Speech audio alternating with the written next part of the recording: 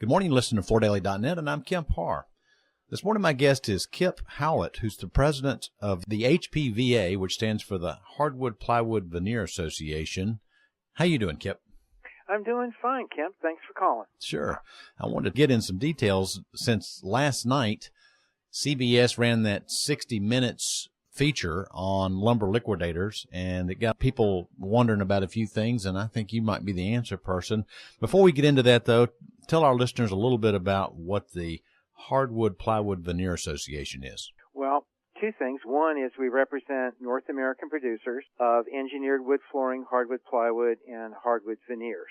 And secondly, we have a IAS-accredited third-party HPVA labs, which has been accredited by the state of California, for example, deputized to do testing for compliance with the California formaldehyde regulation.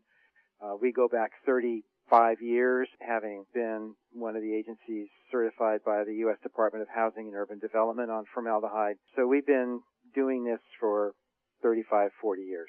Well, I had two questions that I think you can answer for me.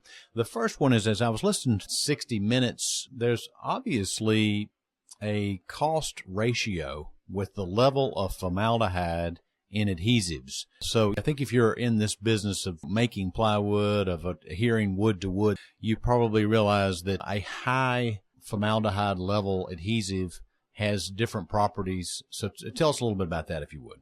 Formaldehyde adhesives has been used in the forest products industry for 50 years or more, and it's a great resin system to bind wood fiber together. The reason that you wind up with higher emissions of formaldehyde is that the manufacturer will specify, and they'll have to specify that they will accept and use a higher formaldehyde type resin.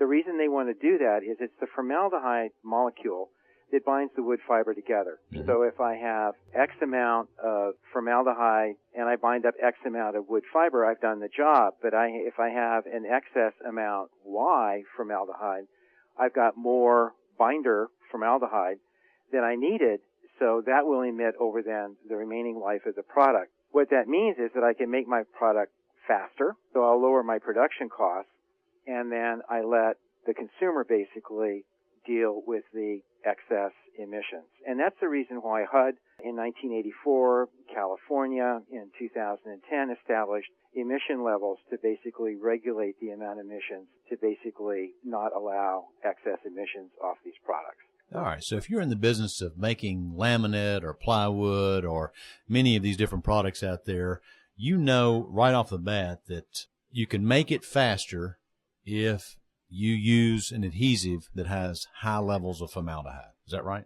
Yes, and the resin companies have developed these resin formulations that will comply with these regulations, and they market them as such. But if the manufacturer says, well, I don't want one of those, I want something that lets me run my presses faster so I can glue the product together faster, that's between that buyer and that seller. And what we're talking about here are largely offshore Chinese manufacturers where they're not under the microscope that U.S. and Canadian manufacturers are, because we're well within the jurisdiction of our legal system. We can't get away with it. Mm-hmm. All right, so let's talk about formaldehyde. And it is a natural chemical. I think it's found just in the environment, but it's a known carcinogen, right?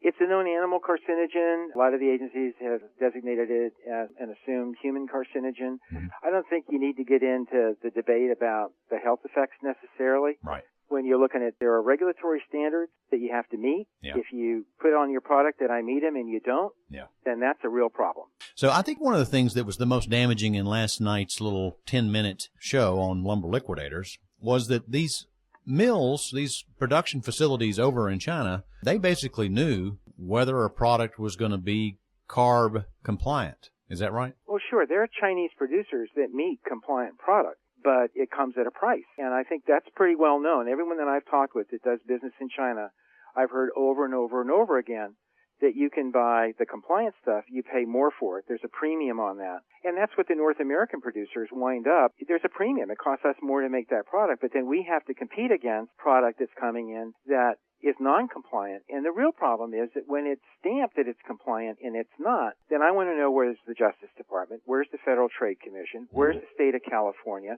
And why does the manufacturer get away with that kind of stuff? I mean, that's my beef with it. And I think that when you come back and your counter-argument is, well, they didn't do 60 Minutes. They didn't do the test the right way. They did the test the right way. California has very specific testing requirements that if it's a fabricated product, you take the face off, and here's how you test the underlying core, because it has to be compliant.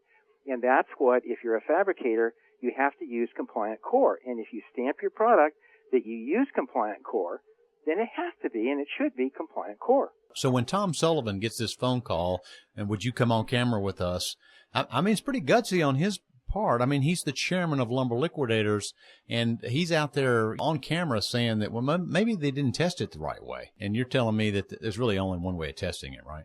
Well, I'll respectfully disagree with him about that. The state of California very specifically has the deconstructive method that you use to take a face off if you're a fabricator, because California allows somebody to put a face on as long as the core is CARB compliant. And California has very specific test methodology for that. So that was not an accurate statement. There is, in fact, the protocol for how to do that, and then how you then test the product. Geez, we've been doing that for 40 years. It's an ASTM test method that's in all these regulations.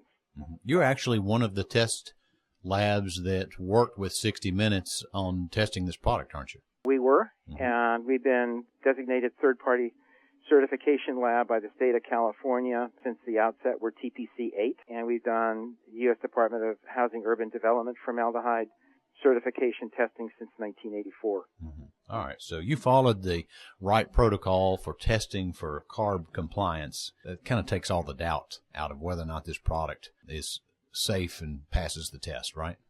Well, that question's got a whole bunch of stuff in it. So let's just deal with the one thing. We followed the CARB specified testing protocol. Right. To take the surface off, we followed the CARB specified ASTM protocol to test the formaldehyde in the chamber.